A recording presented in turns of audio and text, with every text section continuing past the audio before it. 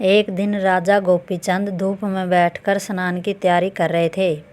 पटरानी लोमावती तथा अन्य रानियां उन्हें स्नान कराने के लिए प्रस्तुत खड़ी थी। स्वर्ण पात्रों में सुगंधित जल भरा हुआ था।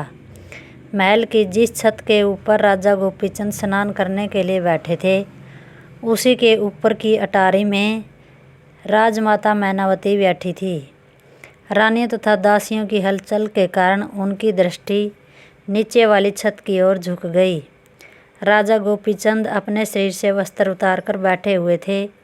उनके सुंदर तथा बलिष्ठ शरीर को देखकर राजमाता की आंखों के समक्ष वह दृश्य साकार हो उठा जब एक दिन इसी तरह गोपीचंद के पिता और उसके पति राजा त्रिलोचन स्नान करने के लिए बैठे थे।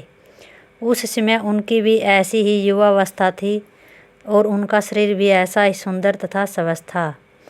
रानी सोचने लगी, जिस प्रकार उनके पति का ऐसा सुंदर तथा स्वस्थ शरीर एक दिन अग्नि की भेंट हो गया, उसी तरह गोपीचंद की यह पुष्ट तथा मनोहर देह भी किसी दिन अग्नि की भेंट हो जाएगी। क्या यह ही अच्छा हो कि गोपीचंद का यह शरीर ऐसा ही बना रहे और वह हमेशा के लिए जीवित रहे। यह विचार करते समय रानी की आंखों से आंसू निकल पड़े। उनके दो एक आंसू टपककर नीचे वाली छत पर स्नान करने के लिए बैठे हुए राजा गोपीचंद के शरीर पर जा पड़े। उस बूंद का स्पर्श होते ही गोपीचंद ने अपना सिर ऊपर की ओर उठाया तो वे तुरंत समझ गए कि उनकी माता रो रही है और यह आंसू की बूंद उन्हीं की आंखों से गिरी है। गोपीचंद ने जाकर देखा कि रोने के कारण माता की आंखें लाल हो रही है। गोपीचंद ने उन्हें प्रणाम करने के उपरांत कहा, हे माता, आपको कौन सा दुख है जो आज आप इस प्रकार रो रही है? क्या आपसे किसी ने कुछ कह दिया है अथवा कोई रोग हो गया है? राजमाता ने उत्तर में कहा, हे पुत्र, न तो किसी ने मुझसे कुछ कहा है और न ही मुझे किसी प्रकार का कोई रोग है। मुझे कुछ पुरानी बातों का ख्याल आ गया था, इसलिए मेरी आंखों से आंसू निकल पड़े थे। गोपीचंद ने पूछा, क्या पिताजी का स्मरण हो आया था? राजमाता ने उत्तर दिया, हाँ, उन्हीं को याद करके मैं दुखी हो गई थी, परंतु मैं चाहती हूँ कि तुम ऐसा उपाय कर लो जिससे कि तुम्हारी कभी मृत्यु न हो। गोपीचंद ने कहा, यह कैसे हो सकता है? राजमाता बोली, ऐसा होना असंभव नहीं है। अमरत्व प्रदान करने वाले महात्मा अपने नगर में आए हुए हैं। तुम उनसे आशीर्वाद एवं दीक्षा लेकर अमरत्व प्राप्त कर सकते हो। गोपीचंद ने पूछा, उनका नाम क्या है? श्री जलंधर नाथ, राजमाता ने उत्तर दिया। वह जो घास का गट्ठर अपने सिर पर लिए हुए नगर में घूमते रहते हैं, हाँ, वे ही। वे चमत्कारी पुरुष तो अवश्य मालूम होते हैं, परंतु मैं अभी उनसे दीक्षा लेने नहीं जाऊंगा, क्योंकि अभी मेरी आयु कम है और मैंने राज्य सुख का भली भांति उपभोग भी नहीं किया है। 12 वर्ष बाद मैं दीक्षा लेकर अमर बन जाऊंगा। यह सुनकर राजमाता ने पूछा, हे पुत्र, 12 वर्ष तक जीवित बने रहने की भी क्या भरोसा है? क्या तुम्हें विश्वास है कि तुम्हारा यह शरीर 12 वर्ष तक अवश्य जीवित बना रहेगा?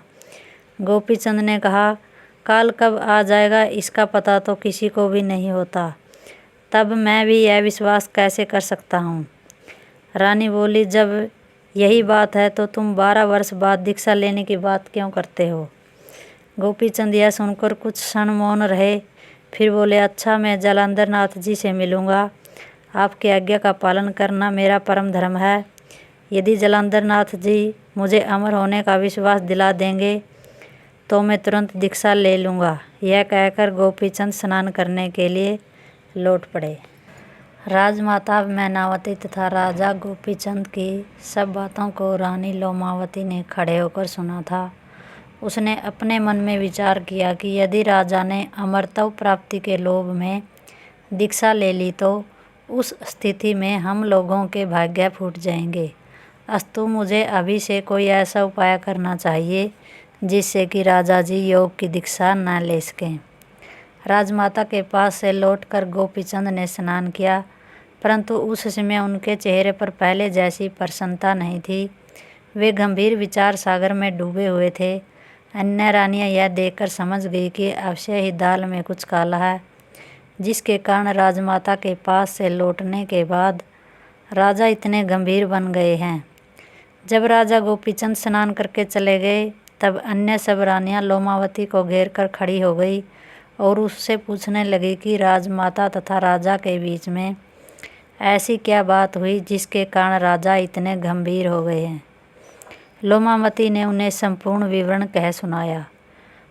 उसे सुनकर अन्य रानियों ने भयभीत होते हुए कहा, राजमाता की आज्ञा मानकर यदि महाराज ने योग दीक्षा ले ली तो हम लोगों का क्या होगा। लोमावती बोली, यही तो मैं भी सोच रही हूँ। उनमें से एक रानी बोली, हमें त्रिया चरित्र दिखाना चाहिए तथा ऐसा उपाय करना चाहिए जिससे हमारा यह खटका सदा के लिए मिट जाए। इसके बाद उन सब ने मिलकर सलाह की तथा बहुत देर बाद एक उपाय ढूंढ निकाला।